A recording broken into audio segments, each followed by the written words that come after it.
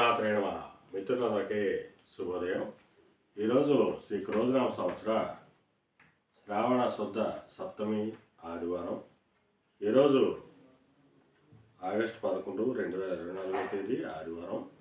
వజ్రం ఉదయం 9:20 అయితే 11:12 వరకు ఉంది. దుర్ముహూర్తం సాయంత్రం 4:45 అయితే 5:36 వరకు కూడా దుర్ముహూర్తం ఇవ్వడం జరిగింది. ఈరోజు పంచాంగరీత్యా ఈ రకమైనటువంటి ఫలితాలు వచ్చేస్తున్నాయి. అలాగే ఈరోజు ఆదివారం సప్తమి, దీన్నే భాను సప్తమి అంటారు. ఈ భాను సప్తమి చాలా విశిష్టమైనటువంటిది. ఈరోజు ఆ సూర్య భగవానుడిని ఆరాధించినట్టయితే ఆయుర ఆరోగ్యాన్ని ఇస్తారని చెప్పి మనకు శాస్త్రంలో తెలియజేయడం జరుగుతుంది. అలాగే ఆ సూర్య భగవానుడికి ఇష్టమైనటువంటి నైవేద్యాన్ని నివేదన చేసినట్టయితే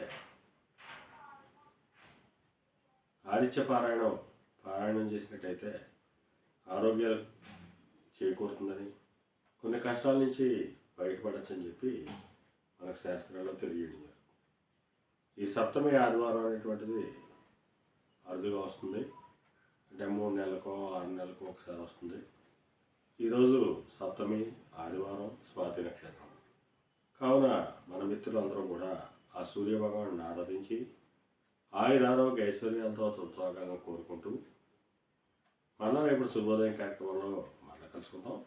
అంతవరకు మన మిత్రులందరికీ మరొకసారి శుభోదయం.